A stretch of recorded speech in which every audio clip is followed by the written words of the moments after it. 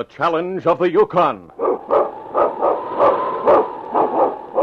It's King, swiftest and strongest lead dog of the North Country, blazing the trail for Sergeant Preston of the Northwest Mounted Police in his relentless pursuit of lawbreakers. On, King! On, you huskies!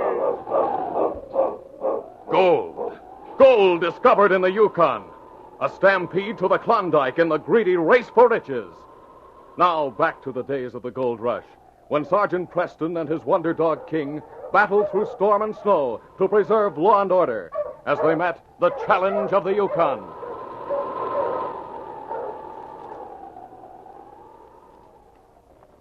Jed Norris came into his isolated trading post and slammed the door behind him. The tall, slightly stooped man had a worried expression on his clean-cut features as he looked at his 18-year-old daughter, Mary. Here, honey. Let me help you into that coat. Bearskin's not exactly lightweight, Dad. The coat weighs nearly as much as I do. Yes, but it keeps you good and warm, though. Well, the dogs are all ready. I got a hitch to the sled and set to travel. Thanks, Dad. Oh, I wish you didn't have to make these trips alone. It's a hard run every 2 weeks into Pine Crossing to pick up the mail and supplies. The mail alone is worth the trip. I'm always happy to get news from the outside. I like visiting the McDuffs and buying the supplies. It's kind of lonesome way out here with Rainier's cabin, the only one between here and town. A fine neighbor he is. Well, don't you worry about me. I can't help but worry with you on the trail alone 4 hours each way. Oh, Dad rat, this bad leg of mine. I wish I could go with you. I'll be all right. I always have been. Well, here's your mittens. Thanks. Now, Mary, if you happen to see Jack Rainier at the halfway point, you might tell him that he was wrong in saying I'd never sell my trading post. Tell him I got a buyer and he's meeting my price. I sure will. I'd like to see his face when he hears it. Won't it be wonderful to go back home again? Yes, sir, honey. We'll go back to the States in fine style. That scheming Rainier thought he'd be able to talk me into selling at his price. Now, sure to take your rifle. All right. You got your list of supplies you want to buy? In my pocket. Oh, one thing more, Mary. Here's a box for Sergeant Preston. It's that silver buckle I made up for him. Good. I hope I see him. In case you don't, his name is written on the outside of the package. It's not much of a present considering what I owe that Mountie. I'm sure he'll like it. Now, leave the box with McDuff if Preston's not at the crossings. I will. And if there's a letter from Mr. Johnson, open it up.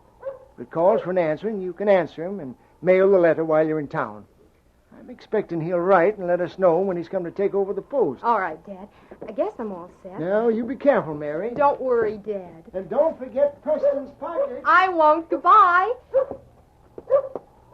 Mush, you Malamute, mush! Get along there, mush!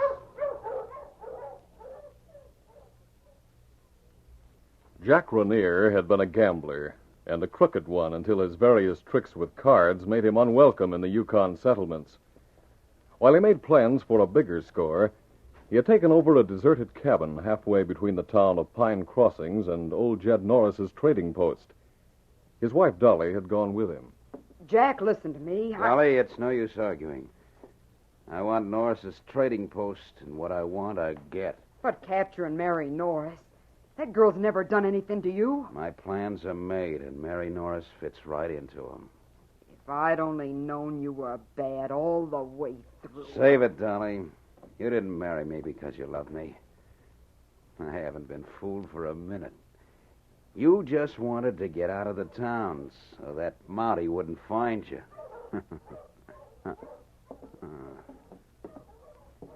That's crossing all right. And he's got the girl. Good for him. I know I could count on him. Now, Jack, listen. Listen to me. Please change your plans. Please let that girl go. It's me that's asking. Shut up, Dolly. Stir up that fire. It's getting cold in here. But Go on. Do as I said. You're making a mistake. Your crooked gambling got you run out of the towns. This trick of yours is going to get you run right out of the Yukon. Now, keep moving. Don't try to pull any tricks. You are certainly a brave man, but when you have a gun in your hand... Here she is, boss. She was making the supply trip right on schedule. Come in, Mary Norris. Make yourself at home. Jack Rainier, you'll never get away with this. I don't believe you've ever met my wife. Dolly, Miss Norris. What's the idea of sending a man to capture me, make a prisoner of me, and bring me here at the point of a gun? The rifle and this package was all she had in the sled, boss. The rifle will come in handy. See what's in the package. It's a gift for Sergeant Preston. He's a friend of mine. You don't say. He is. And when he hears about my capture, you'll be in more trouble than you can handle. I'm used to threats. Dolly, you see if there's anything in the pockets. All right. You might as well stand still, Mary. Why was I captured? Why was I brought here? Hey, look at this. What is it? A silver belt buckle. Oh, so that's what you were taking to Preston, huh? It's a gift from my father. Yeah, the fact that he was sending it to Preston means that he doesn't expect the Mountie to visit the trading post very soon. Oh, that's just fine. Anything in the pockets, Dolly? Just this. A list of things to get in town. I'll take it. Why, Now, look here, Miss Norris. You just follow orders and you won't get hurt. I want to know why I was brought here. I told your father I wanted to buy his trading post. At your price. That's right. My price. Well, my father has a buyer for the post who's willing to pay what it's worth. But, Mary, now I'm ready to increase my offer. I'm going to offer him the same amount of cash as I did before, and your life as well. Why, you... Hold it, Breed. You hold still. Sit it down in that chair. Dolly, get that hunk of rope. You wait. You just wait, Jack Rainier. You won't get away with this. Here's the rope. And now we'll just tie you up so you don't make trouble. Dolly will stay here and keep an eye on you until we get back. You needn't see how tight you can make those ropes, Jack. Mind your own business, Dolly. All you've got to do is see that she's here when we get back. If you don't... I know. There. That'll hold her. What about this buckle? Sergeant Preston's buckle. Give it to Dolly. She's always thought a lot of Sergeant Preston. It'll remind her of him. A reminder of the way she double-crossed him. I'll take that buckle. We're all set, Breed.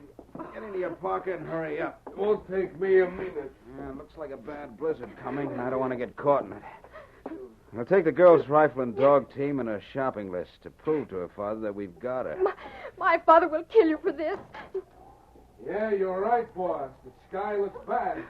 Dark like anything. I'll be right with you, Braid. Dolly, Yeah? get this. If anything happens so this girl gets away while I'm gone, the Yukon won't be big enough to hide you. You know what I mean, and you know I mean it. Yeah, Jack. I know you mean it. All right. Let's go, Braid.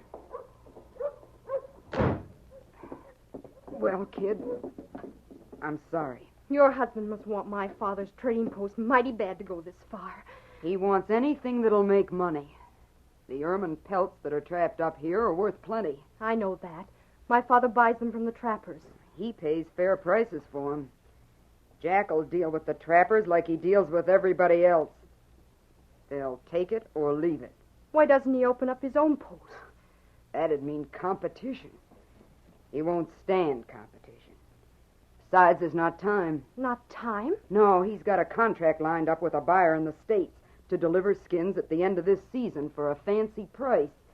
He needs the post so he can get the skins. Trappers won't deal with him as he is now. They trade with your dad. Oh, of all the dirty... Mary, there's no use cutting your wrist by pulling against those ropes. Don't hurt yourself, kid. I wish Poor Dad. He was going to sell out, and then we were going back to the States. That was why he made the buckle for Sergeant Preston. It was, well, a sort of a farewell present. He'll sell out all right, but it'll be to Jack. Do you really want that buckle? Oh, I suppose you wonder what Rainier meant when he said I double-crossed Sergeant Preston. I'm not interested. I guess you and Jack have double-crossed a lot of people. Listen, Mary. In my time, I've done a lot of things I've been sorry for. But nothing I've regretted as much as the deal I gave that Mountie. He's one of the finest men that ever lived. He certainly is.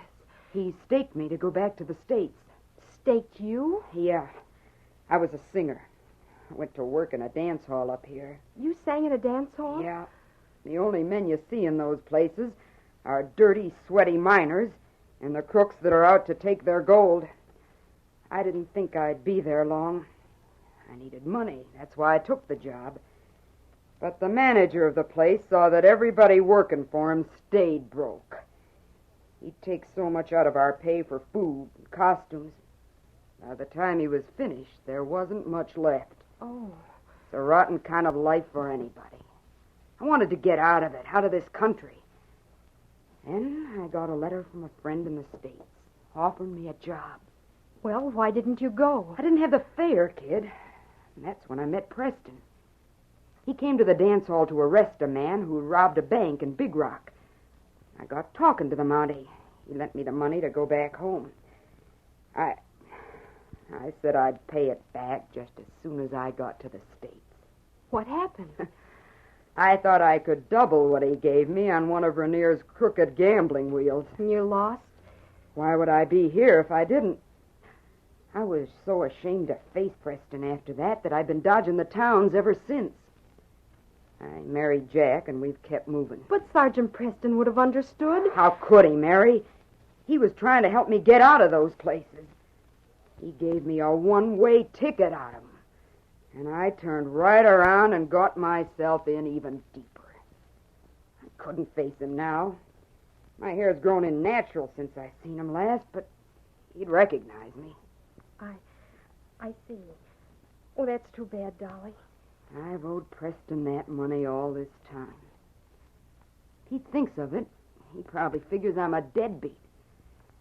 I've worried about it many a time, trying to figure out some way I could repay Preston, without letting him know I didn't take the chance he tried to give me. But What's wrong, Dolly? Kid, I've got it. I just thought of something. What? A way to pay Preston back, and I'm going to do it. There's a knife in this drawer back here. What are you going to do? You're in a bad way, honey. Jack knows Preston's a friend of yours. He don't dare let you go. But he'll have to let me go if my father meets his terms. He promised. Promised?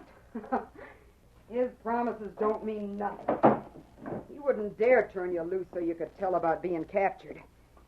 If you're here when he gets back, he'll kill you. Now, hold still. You're getting out of here. You're cutting the rope. I'm paying that debt I've owed Preston, kid. This'll even things up. He gave me a break. I'm giving a friend of his one. But what about you? There. Now you're free.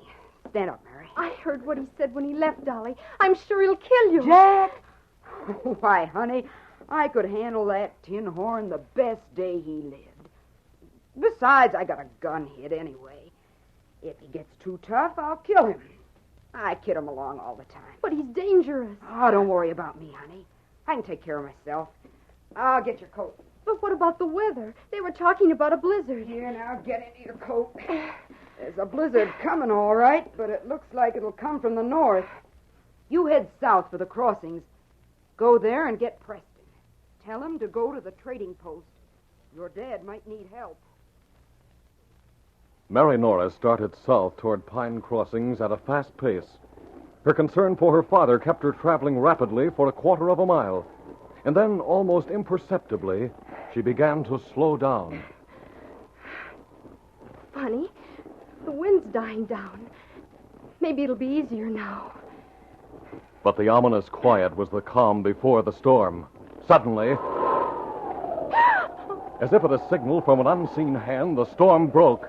A roaring, rampaging blizzard struck with stunning force. The storm, it's come. I can hardly see. Snow so thick. Getting dark, too. Oh, I've got to go faster. I've got to get to the crossings. The wind drove particles of ice and snow like stinging needles to strike whatever lay in its path. Mary had her back to the blizzard. But it was even worse for two men, a sled, a dog team, and the Wonder Dog King, who traveled in the opposite direction. The mighty King was blazing a trail into the very heart of the fierce Arctic blizzard for Sergeant Preston and a man named Johnson, who was traveling north with the Mountie.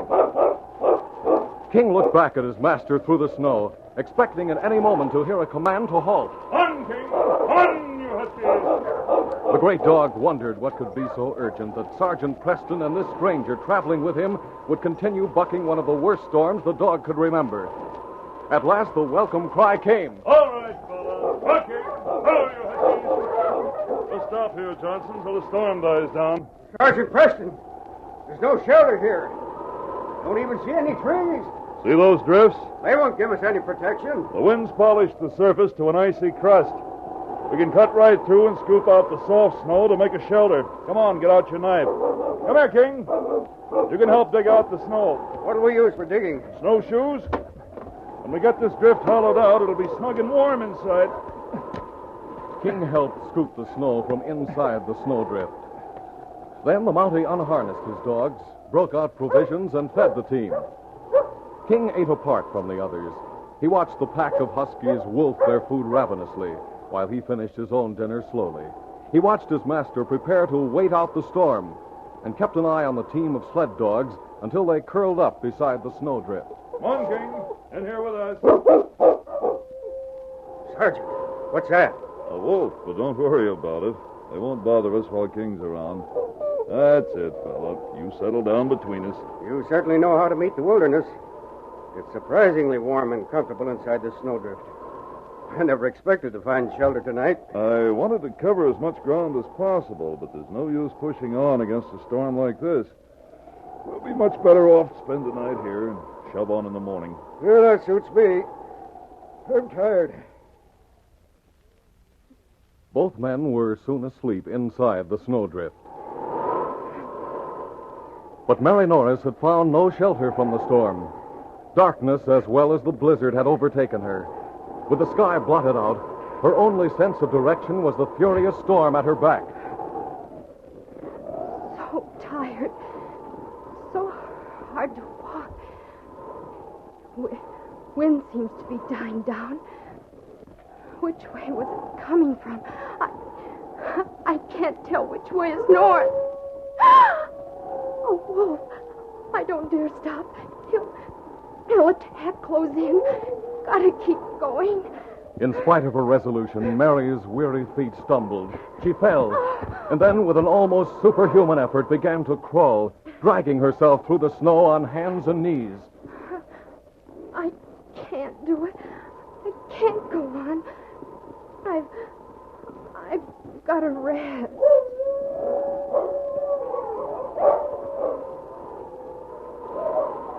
In the snug house of snow, the great dog King raised his head, listening. King heard the sharp howls of a wolf, and then a second wolf could be heard. But these were familiar and expected noises in the night. Then, suddenly, the great dog's nostrils caught a scent that gave a new significance to the howls. King sniffed and tensed. Then sounded an alarm. King! What is it, King? What's the matter, boy? What's the matter, Sergeant? Easy, King. What are you trying to do? Drag me out of here? Is anything wrong? King seems to think so. You heard something out there. I'll stick my head out. Still snowing? No, the snow stopped. I hear wolves, but nothing else. Quiet, fella. I want to listen. For an instant, King stopped breathing. He knew from the pitch of the wolf's cry that the ranging beasts of prey were out for blood. What the? It's a wolf. Streaking past the sled and sleeping dog team, King ran through the snow toward two prowling, lurking creatures he knew as enemies. He saw the gleaming eyes of the wolves closing in on a dark form lying on the ground beside a huge boulder. King barked a challenge as he placed himself between the wolves and a motionless form in the snow. The wolves snarled in acceptance of the challenge and leaped at the dog. The battle between dog and wolf began. King saw hatred in the flashing eyes and the threat of death in cruel fangs that tried to grip a vital spot beneath his heavy fur. The husky dodged and lunged, using every trick he knew. He leaped at one of the wolves, lashed out, and reached with his powerful teeth, then quickly turned to meet the other. One wolf would retreat while the other charged, and as King turned to meet the charge, the retreating beast would leap. King fought desperately, so neither of the gray monsters could get a death grip with its fangs. Hold your fire, Johnson. Can't tell the talk from the wolf. King, this way, King. Get ground, fella. His fur bristling, King moved back a pace, still protecting the form behind him. One of the wolves, half mad from a throat wound King had inflicted, hesitated. King's broken away. That's it, King. All right, Johnson, let him have it. They're running away. They won't stand up to gunfire. Steady, King. Let him go, fella. Why'd they go after those two wolves? We'll soon find out. The answer may be over there. Yeah, there seems to be something in the snow. Come on, we'll find out what it is. It might be another wolf. I've heard that they'll turn on their own. Looks like an animal of some sort, but I don't think King would fight to defend a wolf. It looks about the size of a large wolf. Yes, but King watched his master reach down to turn over the furry form. The husky knew it was no animal. What is it? A girl in a fur coat. What? This is Mary Norris. Mary Norris? Yes. Is she alive? She's breathing and not wounded. Must have been caught in a storm. Traveling on foot, too. Yes. Well, I'll carry her to the shelter. Well, I'll walk ahead and make a wider path for you. All right. King, if this girl lives, she'll owe her life to you.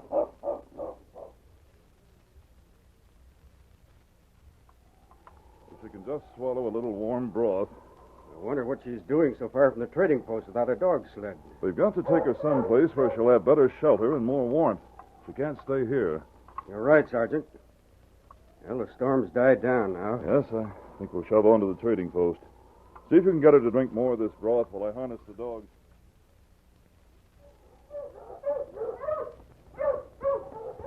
A short time later, King was breaking a trail for the team of dogs, while Sergeant Preston jogged alongside of the sled on snowshoes. Johnson rode the runners, and Mary Norris, still unconscious, lay on the sled heavily wrapped in blankets. On, King! On, you huskies!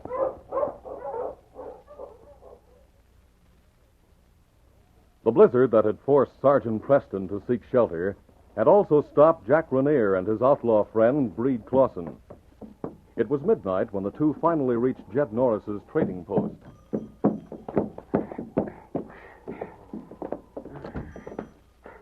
Norris, you here? Coming right out.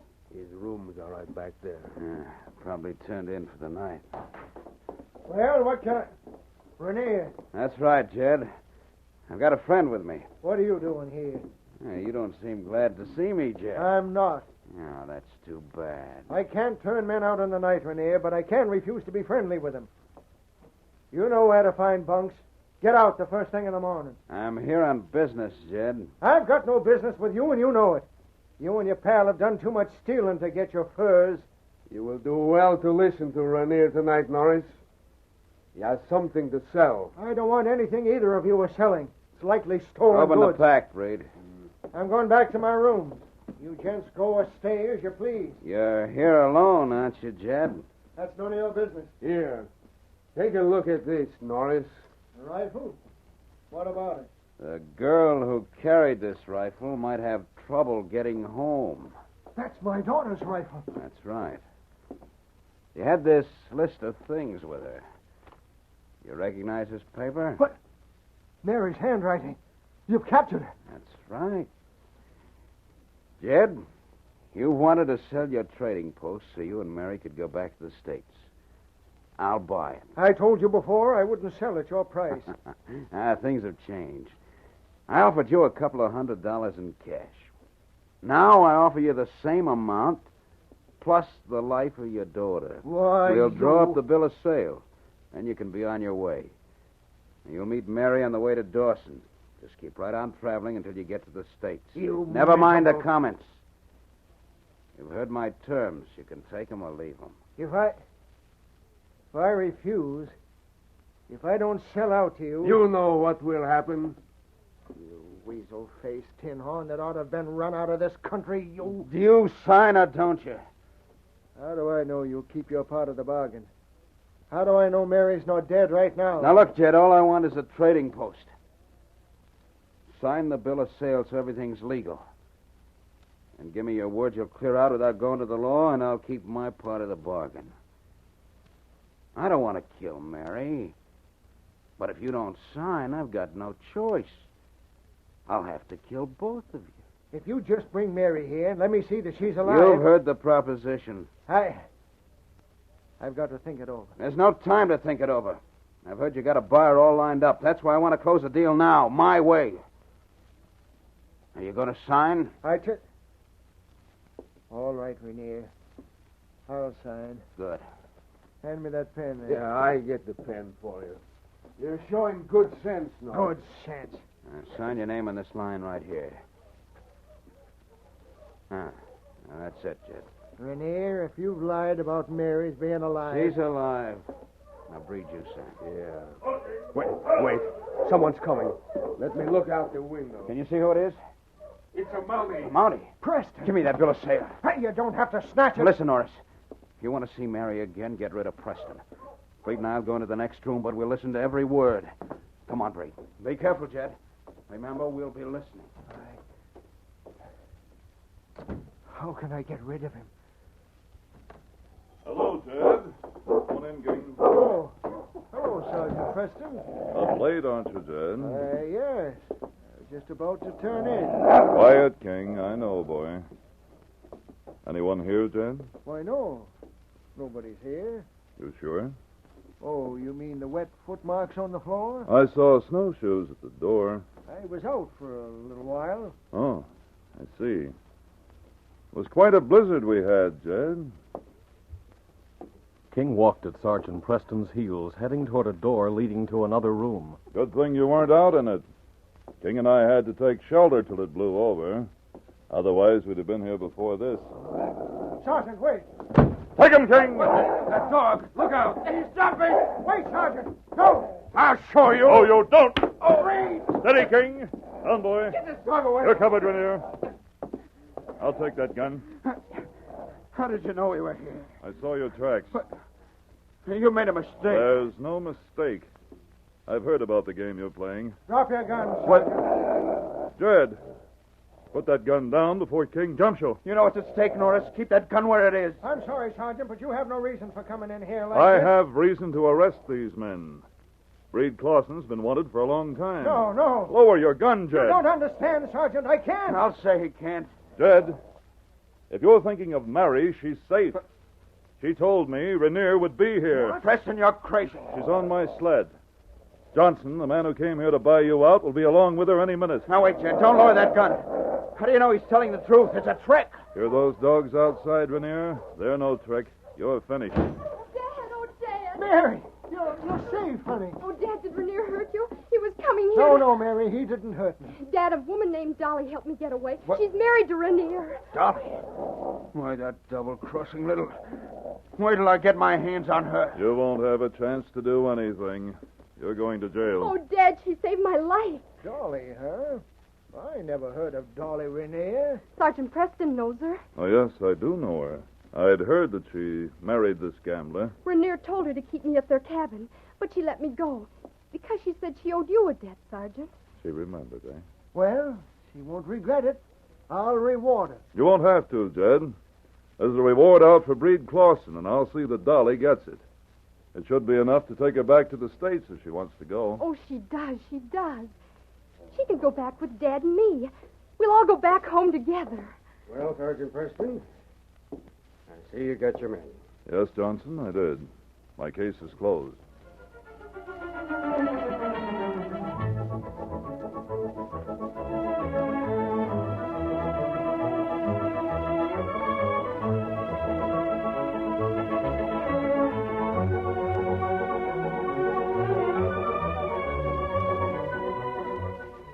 The Challenge of the Yukon, a copyrighted feature, is a George W. Trendle production brought to you each week at this time. All names and incidents used are fictitious. Listen again next week to another exciting adventure during the days of the gold rush. Fred Foy speaking. This program came to you from Detroit. Be sure to join us tonight for Gangbusters. Here's a radio program that brings you true dramatic accounts of crime cases taken right from police blotters in towns and cities all over the country. The exciting dramas broadcast on Gangbusters mention actual facts, names, and places, bringing to life the criminal cases you read about in your daily newspapers. Week after week, if you've tuned into this program in the past, you've heard actual police cases of brutal killings and bank robberies. You've heard petty thieves who cheat old people out of their savings and flag-waving racketeers who lead our youth to vandalism. You've heard what factors lead to crime, and you've learned again that crime does not pay, even for the smartest type criminal. So for thrills and suspense, don't miss Gangbusters tonight. When it goes on the air,